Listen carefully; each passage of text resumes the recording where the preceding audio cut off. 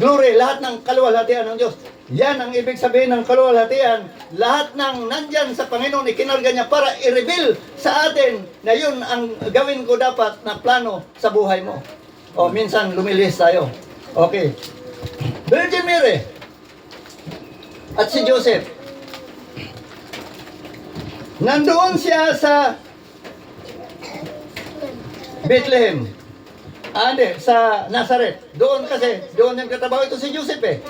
Nagkakilala. Ang kwento, alam niyo ang kwento, nagkakilala ito si Maria. At si Maria nagdadalang tao. Ngayon, nais ng Diyos na mai-reveal sa kanila na nagdadalang tao.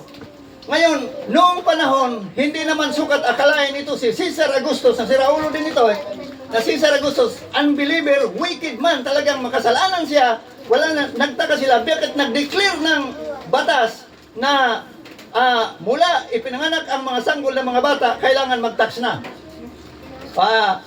Nalaman ni Joseph ngayon, bumulong sa kanya, kailangan umalis kayo dyan sa Nazareth. Okay. Kung inisip lang ni Joseph at saka ni Mary ang kanilang isipan at kanilang ginamit ang mata, paalisin mo kami dito sa Nazareth na nagdadalang tao itong asawa ko? Kung ginamit niya, hindi ka. Maglalakad sila, papupuntahin sila mula sa Nazareth. Kailangan pumunta sila ng Bethlehem. Kasi doon ipapanganak ang dinadala niyang sanggol. Ito kasi si Joseph at si Mary, ayaw nila ng immoral. Gusto nila, walang immoral ito, ayaw nila ng immoral. Para bang nung nanaginip ito si Joseph, sabi niya, ayaw ko sanang pakasalan itong si Mary. Sabi, ayaw niya, nagdududa siya sa isip niya. Kumbaga ngayon, iniisip ng tao, pakakasal ka sa akin, nagdadalang tao ka na, ano ako? Hello? Di ba? Parang gano'n ang iniisip niya. Pero si Joseph hindi nag-isip ng ganyan. Inisip niya na kasi mabait siyang tao eh. Ayaw niyang mapahiya itong si Maria. Sabi niya na iiwanan ko na lamang ito ng sikreto, layuan ko na lamang ito para hindi alam ng tao na ako lumayo sa kanya. Di ba? Pero nanaginip siya. Sabi nung panaginip niya ay huwag kang mag-alinlangan na pakasalan ito si Virgin Mary sapagkat ang kanyang dinadalang tao ay hindi sa pamagitan ng dugo ng tao, kundi sa pamagitan ng Diyos. Okay, doon siya nabago. Ngayon, balik tayo. Pinapapunta siya sa umalis ka dyan. Umalis ka sa Nazareth, pumunta ka sa Bethlehem. Kung sa kanila kayang isipan, manganganak, ibig sabihin 8 months, manganganak na siya. Maglalakarin mo si Virgin Mary papunta roon sa Nazareth. Anong mangyayari sa iyo? Hindi ka susunod eh. Bakit ako susunod, Panginoon? Anong mangyari sa dinadalang tao ko kung di ba ngayon, kapag nagkabuntis ka, mag-iingat ka sa kasi buntis ka, baka makunan ka. Yun yung iniisip, yun ang gustong mangyari. Pero hindi iniisip ni Joseph, pero sa tao, iniisip mo. Papupuntahin mo ako doon. Ang layo naman doon lugar. Bakit kami doon pupunta? Talagang pumunta sila para matupad lang ang sinabi doon sa Micah, chapter 5, verse 2. Hinulaan kasi. Kaya matupad. Kaya walang ginawa si Joseph, kundi naglakad sila. Okay. Paglalakad nila, paano? Ang paglakad nila, kailangan makarating sila ng 4 na araw mula sa Nazareth hanggang Bethlehem. 4 na araw, buntis.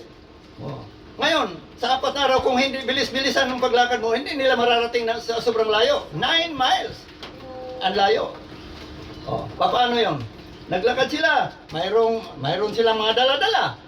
Anong dala-dala nila? Mayroon silang camel, kinakarga. Kita mo yung sa picture, di ba? Ganyan ang nangyari.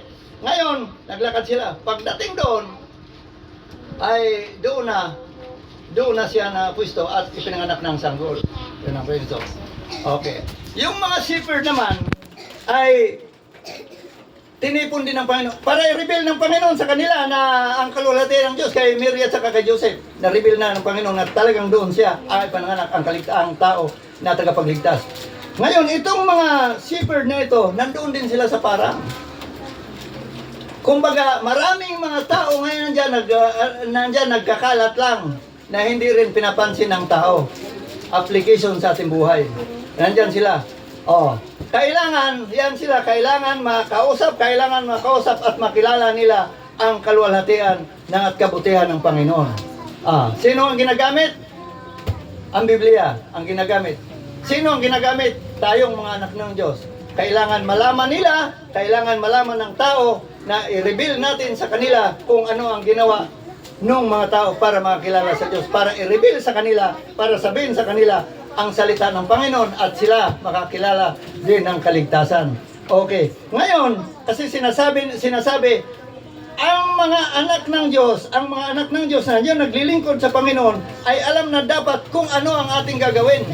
Sapagkat ikaw ngayon ay nasa Diyos na, kailangan ito ay application, kailangan na ang ating natanggap na kaligtasan, kailangan mai-reveal doon sa tao na hindi pa nakakilala sa Diyos. Katulad ng mga tao niya na nandyan sa mayaman at mahal sa Mary at mga tao mahirap na nandyan sa nagkakalat lang, ay talagang iniguide sila ng Panginoon. Iniguide ng Panginoon na ito, sundan. Pati ang mayaman, iniguide. Kailangan sundan nila ang bituin. Ngayon, ang mga tao ngayon, kahit anong guide, ay talagang hindi sumusunod sa Diyos. Humihiwalay sa Diyos ang guide. Ano yon? Sinasabi mo na mataas ang pinag-aralan mo. Kung alin naging mataas ang pinag-aralan mo na yung pinag-aralan mo, dapat pinag-aralan ng tao, dapat matutunan at magamit natin sa church, magamit mo sa paglilingkod sa Panginoon. Hindi mo ginamit, sinasabi natin, wala akong panahon sa Diyos. Ayan sinasabi ng Bible.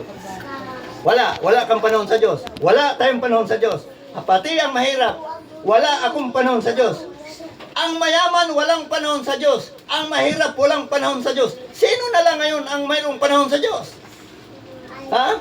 Yung mga taong nandun sa parang nandun nagkakalat lang, sila pa yung talagang tinipon ng Panginoon para makakilala sa kanila. Tuwang-tuwa sila. Tuwang-tuwa yung mga tao na yan, tuwang-tuwa. Ginahit sila, kinuha ng anghel, sumunod kayo. Tuwang-tuwa sila pumunta.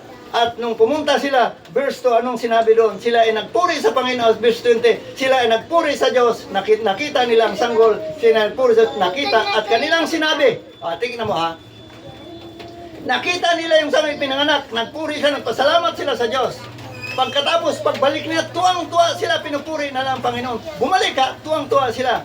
At kung ano ang kanilang narinig, kung ano ang kanilang nakita, yun ang kanilang sinasabi. Tanong ngayon, ano ang narinig mo sa salita ng Panginoon?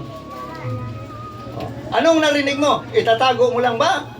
Hindi mo sasabihin? At kailangan magpuri ka. Kung ano ang narinig mo, sabi ng Bible, ano ang narinig mo? At kung ano ang nakita mo, yan ang ipinahayag nila sa tao. Yun dapat, application sa atin. Ano ang narinig mo? Ano ang nakita natin? Dapat ipahayag natin sa mga tao hindi pa nakakilala sa Diyos. Yun ang ibig sabihin ng iginahid ng Panginoon ang mga taong ito. Mayaman, mahirap ka man, iginahid tayo ng Panginoon para i-reveal sa kanila ang kaluwalhatian ng Diyos. Para iba-ibang lugar. Iba-ibang lugar sila. Mayaman, mahirap, si Virgin Mary at saka yung shepherd. Parang tayo. Ibang-ibang lugar. Tinawag tayo ng Panginoon dito upang i-reveal sa atin ang salita ng Panginoon dito na yon. Hindi tinago. Iba't ibang lugar. Ang mayaman, kaya ako ay nakapag-aral, ako ay abogado, ako ay teacher. Wala na akong panahon sa Diyos. Hoy, dapat kailangan mataas. Dapat kung alin naman tuloy na nakapag-aral ka ng mataas na eskwelahan, nakapag-aral tayo ng mataas na eskwelahan o nakapag-aral ka kung saan ka nakapag-aral, mataas ang grado mo sa school, nung nag-aral ka, yun naman ang pinakababa ng grado mo sa Diyos. Yun ang problema ngayon ng tao Pinagmamalaki na nag-aral sa UP, nag-aral sa Lasal. Okay, tayo, hindi tayo nakapag-aral doon. Nag-aral tayo kung saan, dyan lang sa mga baryo-baryo nag-aral. Pero mataas ang pinag-aralan mo. Tanong, mataas ang pinag-aralan mo, pagdating sa salita ng Diyos, yun naman pinakababa ang grado mo sa Diyos. Bakit? Sapagkat wala kang panahon sa Kanya. Wala kang panahon sa salita ng Diyos, wala kang panahon sa bayan ng Diyos, wala kang panahon pasalamatan ng Diyos. Yun ang problema sa tao. Pero, pagdating nung mayroon ka nang na hindi nagustuhan sa buhay mo, saan ka lalapit? Saan tayo lumalapit kung hindi nagusto ngayon ang buhay mo? Yung buhay mo ngayon talagang naglulugmok ka ngayon, naglulugmok ang isang tao, naglulugmok sa kahirapan, naglulugmok sa problema. Ano ang nusong lapitan? Asawa mo? Namiro ang buwang? Lalapit ka sa Diyos. Panginoon, ano ang nangyari sa buhay ko? Dapat tinanong mo sa Panginoon, ano nangyari? Tinawag ka ng Panginoon tinawag ka ng Panginoon, naligtas ka. Nung naligtas ka, umalis yung tao. Umalis ka. Ganon din ito eh. Ganon din yung mga wise man ito. Nagtanong sila. Nagtanong ito kay itong mga tao na ito, ang mga mayaman, kahit mayaman, nakapag-aral sila, pero limitado pa rin ang kanilang pinag-aralan. Okay, sa anong sabi ng wise man? Yung wise man, ito si Herodes, King Herod, mayroon siyang sariling wise man, mayroon silang sariling pantas. Yung ibig sabihin,